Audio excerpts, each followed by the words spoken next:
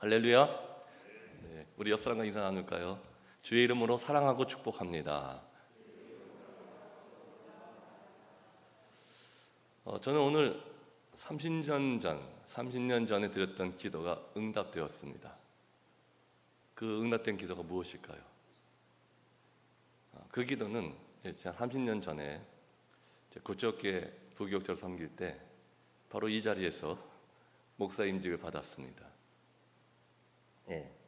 1993년 10월 19일 이곳에서 목사 임직을 받았는데, 그때 하나님께 그런 기도했어요. 하나님, 언젠가 이 안수받은 이곳에서 하나님 말씀을 전할 수 있으면 좋겠네요. 그런데 그 기도가 오늘 응답되었습니다. 여러분, 하나님 앞에 우리가 기도한 것은 반드시 응답됩니다. 때가 늦더라도 반드시 응답된다는 걸 기억하시고요, 하나님 앞에 간절히 기도하시기 바랍니다. 안데스 산맥 아시죠? 남아메리카 대륙에 쭉 이렇게 등줄기처럼 쭉 내리뻗은 그런 산맥인데, 그 산맥에 특별한 선교를 하는 그런 부부가 있었습니다. 어떤 설교냐 하면요, 이 안데스 산맥 깊은 그 숲속에 선교지가 있지 않습니까? 그곳에 이 선교사 부부는 이 경비행기 아시죠? 경비행기를 가지고 선교 물품 그리고 의약품 이런 것들을 이렇게 나르는 그런 선교였습니다. 남편은 이제 비행기 직접 운전하고 아내는 집에서 사무실에서 계속 통신으로 교신하면서 그 상황들을 서로 이렇게 나누는 그런 선교였습니다. 어느 날 선교사님께서 그 선교지를 향해 이제 가는 것이죠. 근데 갑자기 이 경비행기의 엔진이 고장 났어요. 위급한 상황이 됐죠. 이제 비상 착륙을 해야 될 그런 순간이 되었습니다. 그래서 어떻게 했을까요? 아내에게 급히 무전을 하면서 중보기도를 요청했습니다. 지금 기관 엔진이 고장났으니까 비상 착륙해야 되는데 하나님께 기도해 달라고. 그리고 이 남편 선교사님도 그 조정하는 핸들을 붙잡고요, 어디 비상 착륙할 장소가 있는가. 근데 여러분, 산이잖아요. 이게 마땅히 비상 착륙할 장소가 없는데 기도하면서 그 착륙할 장소를 찾았습니다. 근데 마침요, 산등성이 하나 딱 넘으니까 저쪽에 푸른 초장이 하나 보이는데 넓진 않지만 거기가 유일하게 비상 착륙할 수 있는 장소가 되었던 것을 보게 되었습니다. 그래서 기도하면서 비상 착륙을 시도했습니다. 어떻게 됐을까요? 하나님의 은혜 가운데 안전하게 그곳에 비상 착륙을 하게 되었습니다.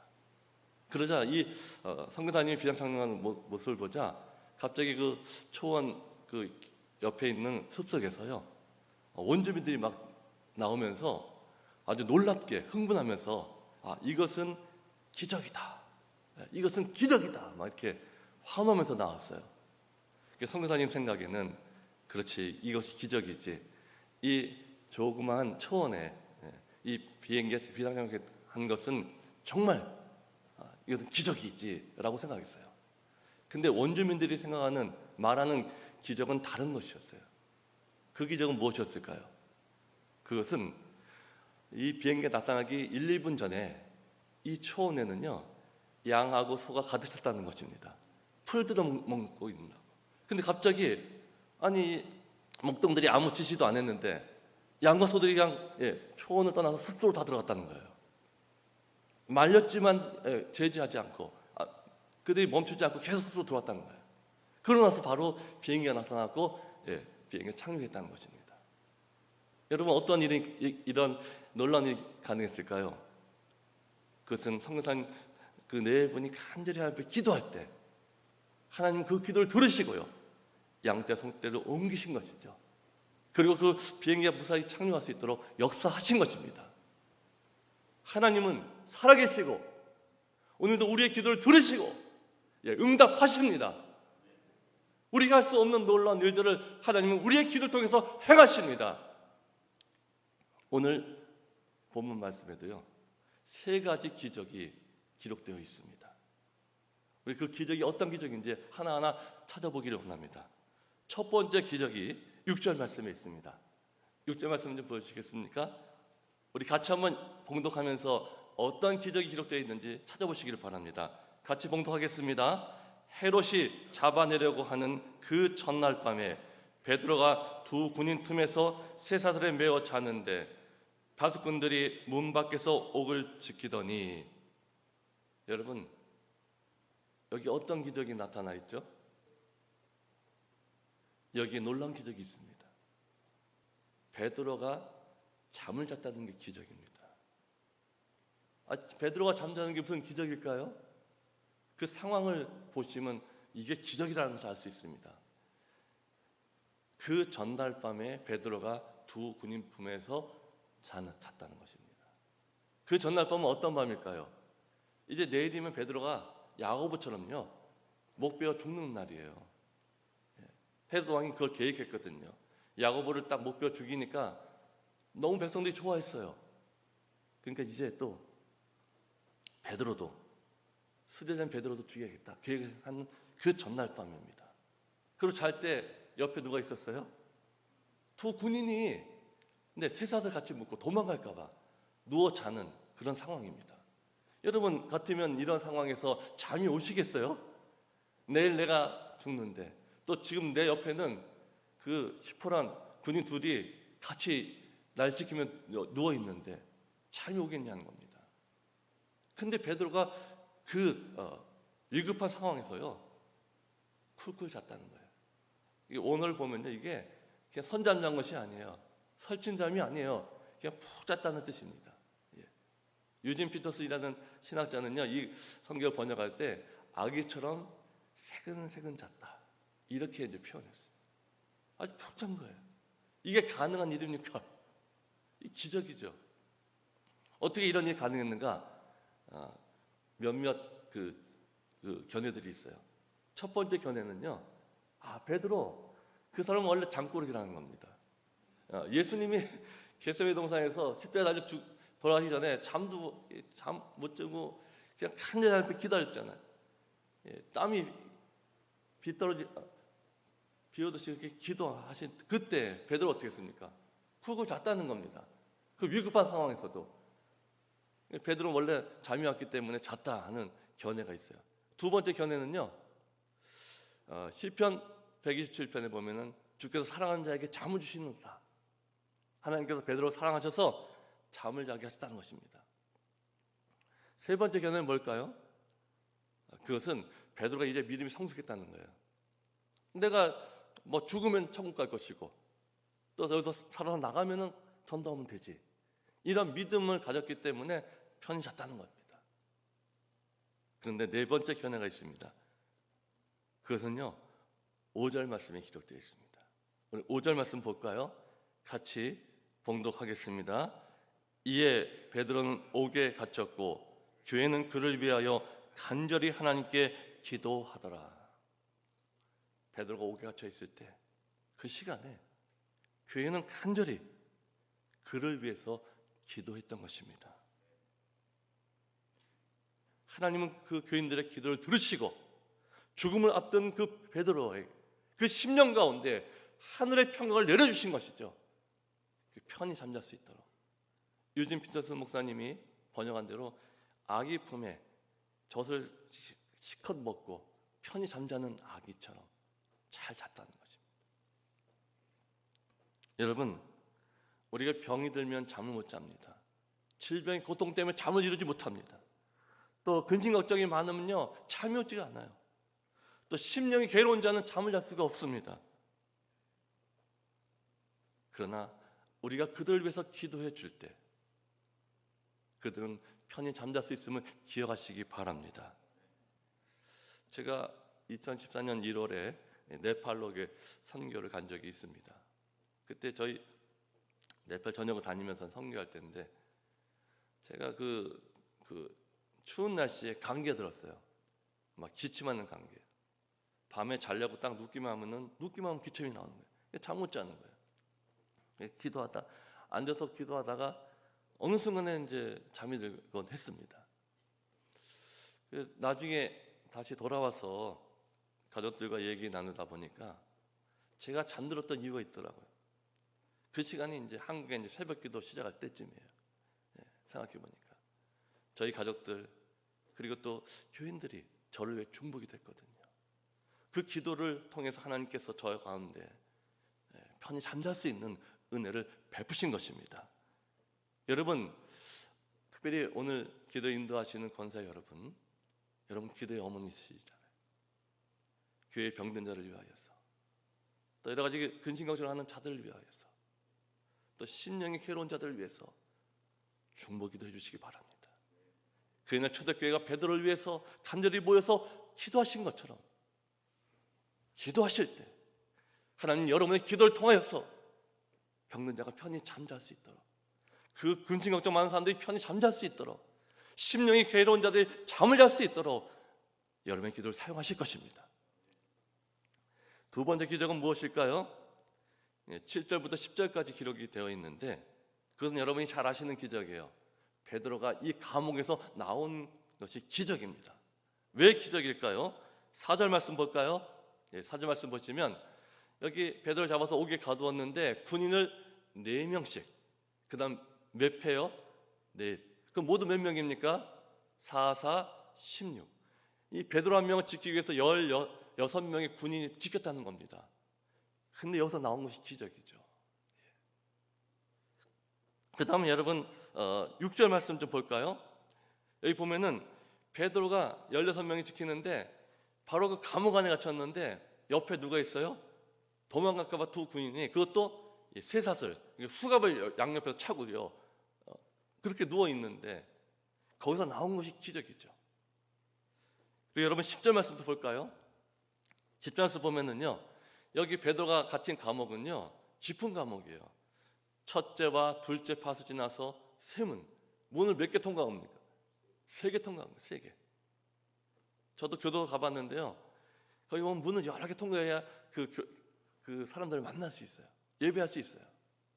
근데 이 모든 문을 다 통과한 것, 이 기적인 것이죠. 어떻게 베드로가 이 철저한 감옥에서 나올 수 있었을까요? 11절 말씀 보시면 여기 해답이 나와 있죠. 주께서 그의 천사를 보내어 나를 헤롯의 손과 유다 백성의 그 모든 길에서 벗어나게 한 줄 알겠노라. 베드로는 야한 거죠. 잠자다가 잠결에 이게 무슨 일인가 했더니 보니까 정말 제가 나와 있는 거예요. 감옥 밖으로. 하나님이 주의 천사를 보내서 나를 감옥에 나오겠구나. 그 16명이 지키는 그 감옥, 옆에서 두 군인이 함께 자고 있는 그 감옥에서, 그 문을 3개 통과하는 그 깊은 감옥에서 나를 천사를 구원하셨구나 하는 것을 그 알게 됩니다. 근데 여러분 11절 끝에가 알겠노라, 다시 한번 보여주시겠어요? 네, 그렇게 되어 있지 않습니까? 그런데 그 다음 12절 보면은 첫 번째 말이 무엇입니까? 깨닫고예요. 아는 건 뭐고 깨닫는 건 뭐냐 이거예요. 그것은 베드로가 나온 다음에 간 그곳을 보면은 뭘 깨달은지 알 수 있는 것입니다. 안 것은 주의 천사가 나를 구원했구나 하는 것을 알았는데 깨달은 건 무엇이냐 하는 거예요. 그 다음 말씀도 볼까요? 보시면 깨닫고 어디 갔습니까? 마가라는 그 요한의 집. 여러분 마가의 다락방 아시잖아요. 예수님 승천하신 후에 같이 모여서 기도했던 장소, 또 예수님 그 잡히기 전날 밤에 같이 모여서 성만찬을 제정하신 그 장소, 거기서 예루살렘 교인들이 모여서 뭐 했어요? 여러 사람들이 거기서 모여 기도하더라. 베드로가 갇혀있는 그 밤에 그들은 잠자지 않고 베드로를 위해서 간절히 모여서 기도했습니다. 하나님께서는 그 기도를 들으셨습니다. 그리고 지금 그 베드로를요, 그 깊은 감옥에서 그 철저한 경비 가운데서도 베드로를 구원해낸 것입니다. 여러분, 세상 사람들은 다 감옥에 갇혀 살고 있어요. 어떤 사람들은 질병의 감옥에 갇혀서 오랫동안 몇십 년 동안 거기서 벗어나지 못하고 고통당하고 있습니다. 어떤 사람은요, 이 미움이라는 감옥에 갇혀 있어요. 나를 미워했던 그 사람, 그 원수, 그것 때문에 교회 나와 예배드려도 말씀드려도 은혜가 안 되는 거예요. 그 미움의 감옥에서 갇혀 있는 것이죠. 어떤 사람은요, 이 빚이라는 감옥에 갇혀 있어요. 암만 열심히 일하고 노력해도 빚을 갚을 수가 없는 거예요. 빚의 감옥에 갇혀서 그 마음에 평안이 없는 것입니다. 어떤 사람은 또 중독이라는 감옥에 갇혀 있습니다. 술이나 담배 중독, 또한 음란과 도박이라는 그 중독에 잡혀 있어갖고요, 거기서 벗어나지 못하는 거예요. 근데 여러분, 시편 50편 15절 말씀 우리 같이 한번 봉독할까요? 환난 날에 나를 부르라. 내가 너를 건지리니 내가 나를 영화롭게 하리로다. 하나님의 약속의 말씀이십니다. 환난은 어려울 때, 갇혀 있을 때 나를 부르라 하나님께서 말씀하셨어요. 그럼 내가 너희를 건지리라. 그 모든 감옥에서 내가 건져낼 것이다. 그래야 네가 나를 영화롭게 할 것이다. 약속하셨습니다. 여러분, 이 약속의 말씀처럼요, 함께 모여 기도하시기 바랍니다. 그래서 하나님께서 그 길을 통해서 갇혀있는 자들을 그 감옥에서 구원해 주실 것입니다. 그 질병에서 구원해 주시고, 그 미움에서 구원해 주시고, 그 빛에서 구원해 주시고, 그 모든 중독에서 구원해 주실 줄 믿으시기 바랍니다. 지금 이 본당의 빛이 밝게 비치고 있죠. 이 본당의 빛이 어둠을 이렇게 쫓아내고 밝게 비치고 있어요. 근데 이 밝게 비치는 빛은 어떤 힘에 의해서 이렇게 밝게 비치게 되죠? 무슨 힘입니까? 빛이 밝은 거다. 어려운 문제 아니잖아요. 무슨 힘이에요? 맞아요. 정계의 힘, 전력이에요. 전력이 여기 이 빛을 비치는 그 전구까지 와 있어요. 근데 이것을 빛을 확 발하려면요, 어떻게 하면 돼요? 그냥 저절로 안 되잖아요. 어떻게 하면 이 빛이 확 비치게 되죠? 그죠? 스위치를 딱 올려야 돼요. 여러분, 하나님의 능력은요, 세상 끝날까지 우리와 함께하고 계십니다. 그 사람은 언제나 우리 곁에 계세요. 정결하게 와 있듯이요. 근데 그 능력이 발휘하려면요, 스위치를 올려야 되는 것이죠. 그 스위치가 뭘까요? 기도인 것이에요. 예수님이 가르쳐주셨어요. 지금까지 너희가 내 이름으로 아무것도 구하지 않았지만 구하라, 받으리니 너희 기쁨이 충만하리라. 기도는 스위치예요. 어떤 스위치? 우리가 기도하는 그곳에 하나님의 능력이 임하고 하나님의 역사가 임할 수 있도록, 하나님의 사랑이 임할 수 있도록 하는 스위치예요. 여러분, 기도하시기 바랍니다. 특별히 여러분 주위에 어려운 사람들, 감옥에 갇힌 사람들을 위해서 기도의 스위치를 올리세요. 하나님의 능력이 그 사람에게 임할 수 있도록, 역사할 수 있도록 눌러주시기 바랍니다.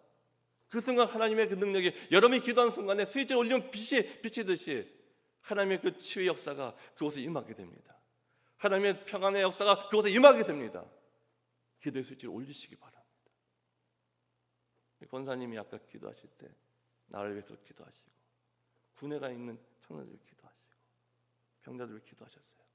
그래, 권사님 기도하신 것처럼 여러분이 기도의 스위치를 올리는 그 순간, 바로 기도하는 그곳에, 기도하는 그 사람에게 하나님의 능력이 임하게 되는 것입니다.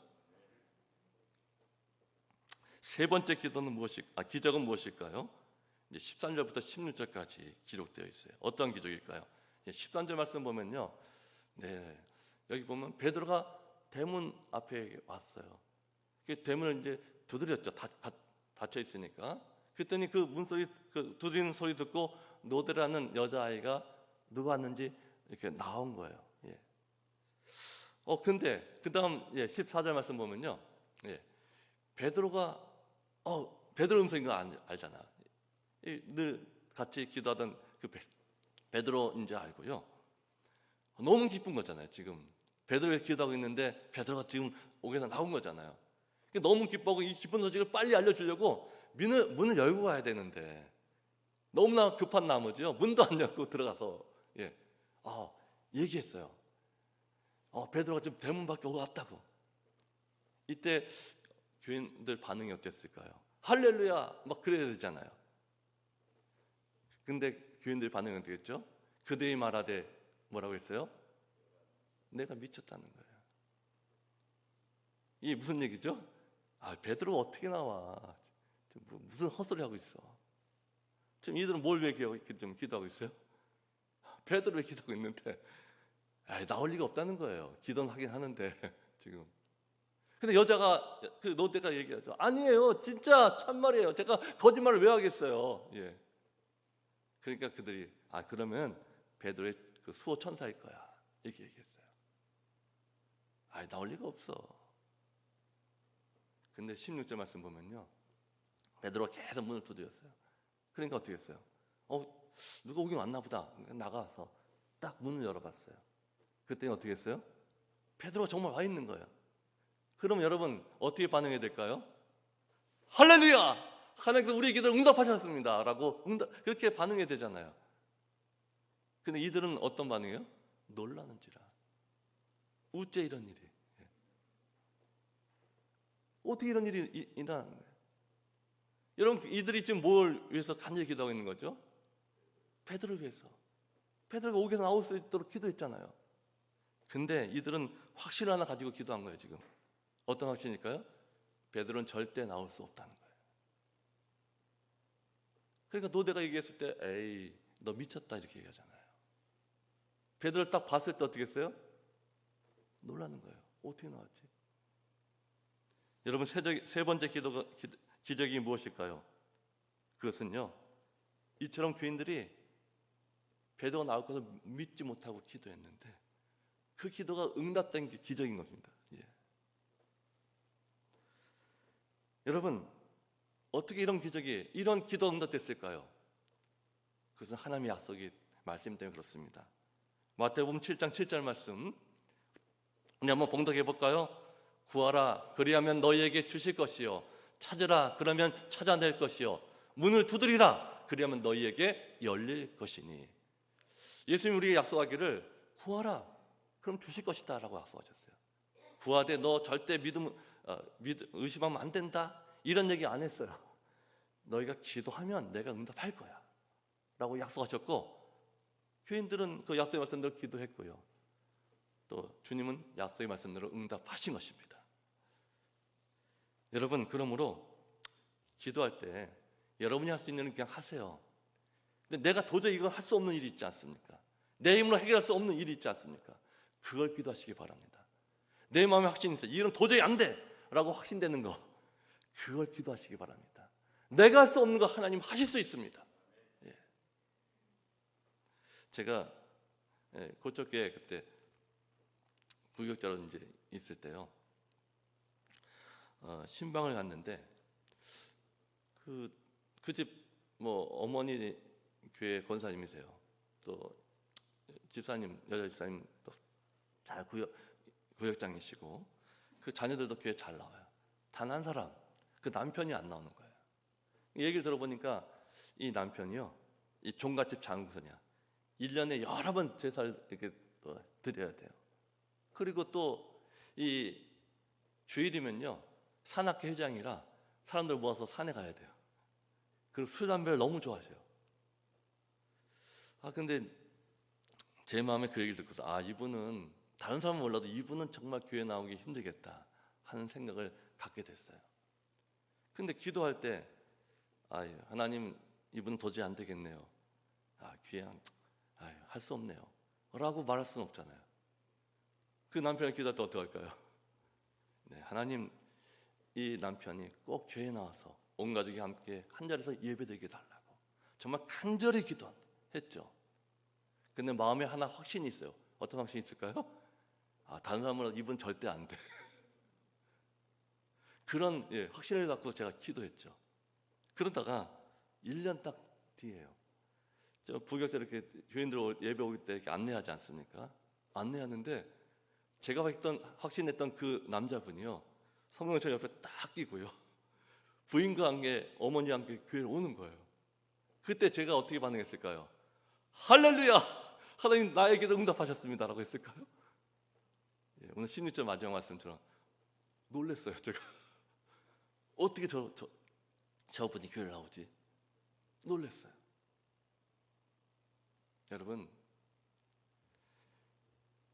저도 그랬어요. 초대교회 그 교인들을 충분히 이해합니다. 저도 그랬으니까. 근데 여러분, 우리가 도저히 할 수 없는 거, 도저히 해결할 수 없는 거 하나님은 우리의 길을 통해서 하실 수 있습니다. 우리가 할 수 없는 거 하나님 하실 수 있습니다. 그러므로 여러분 기도해 보시기 바랍니다. 하나님 역사하십니다. 제가 방콕에 청년들과 함께 이렇게 단기 선교를 갔을 때 이래요. 그 선교사님이 이렇게 쭉 방콕 가보시면 아실 거예요. 그 시내 전체가 큰 강이 흐르고요. 뭐 쥐류들이 참 많아요. 도로보다 이 수로가 더 많다는 곳이 방콕입니다. 거기 중앙에 큰 강이 흐르는데요.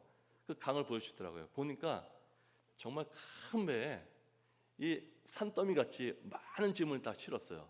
그 배가 3-4개가 이게 쇠사슬로 연결되어 있는 거예요. 그래서 그걸 그 산더미 같이 쌓인 그 짐을 이 한 배가 끌고 가는 거 앞에서, 맨 앞에서. 근데 그 배가 큰 배가 아니에요.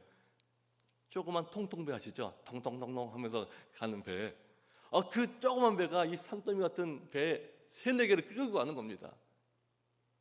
그걸 보는데 하나님이 제 마음에 이제 음성을 주시는 거죠.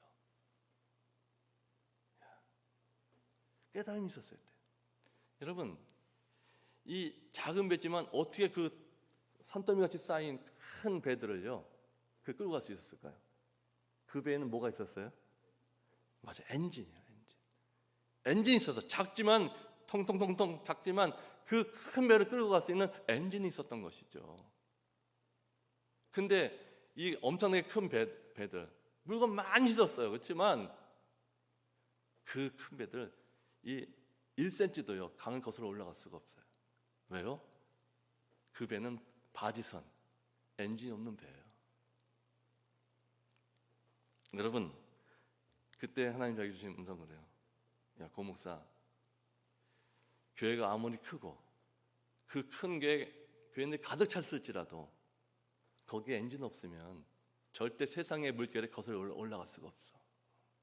그렇지만 작은 교회일지라도 거기에 엔진이 있으면 그 교회는 이 거센 세상의 풍파를 헤치고 올라갈 수 있단다. 여러분, 우리 교회 엔진이 무엇이에요? 엔진이 무엇입니까? 여러분 얘기해 보세요. 기도입니다.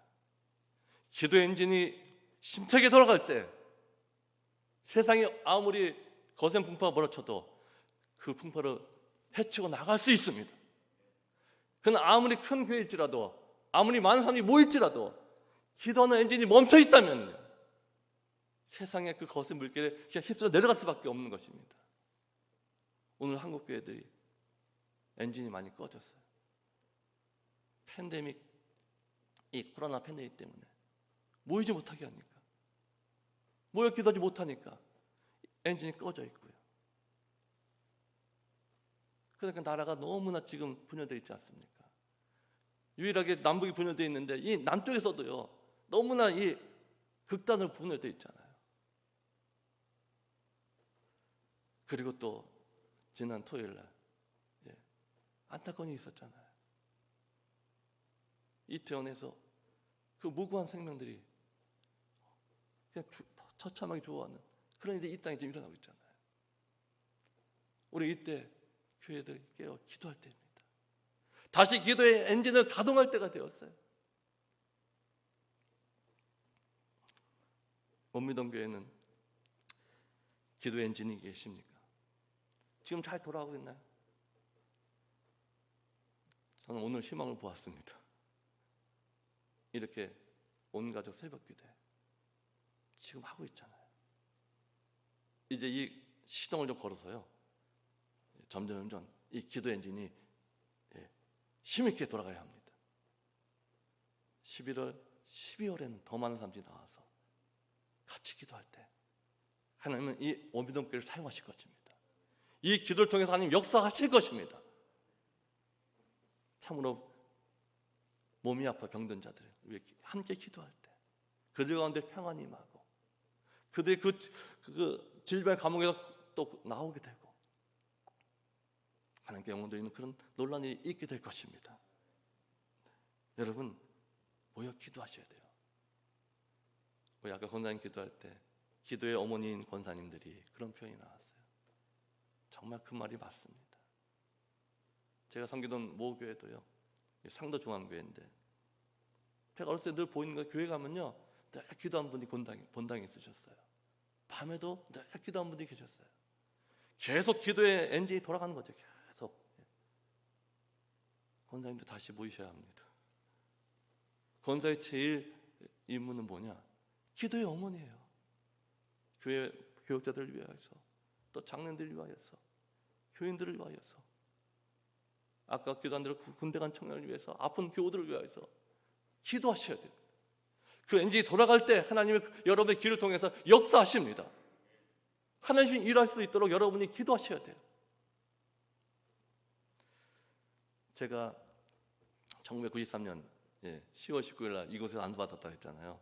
그 전에 그쪽에 그 담임 목사님, 조재 목사님이 일주일 동안 이렇게 가서 기도하고 오라고 하시더라고요. 기도할 기회를 주셨어요. 너무 바빠요, 부교역자들. 근데 그때 특별히 가 기도하라고 시간을, 목사 임직 받기 전에. 그래서 기도 갔는데 어디 갔냐 찾다가 저기 원주에서 제천 사이에 신림이 있습니다. 거기에 여러분 잘 아시는 김용기 장로님이 가나안 농군학교를 거기 세웠어요. 제 1은 하남에 있고 제 2가 거기 있거든요. 신림에. 거기에 보면은 그 산중턱에 성도원이라는 기도할 수 있는 장소가 있습니다.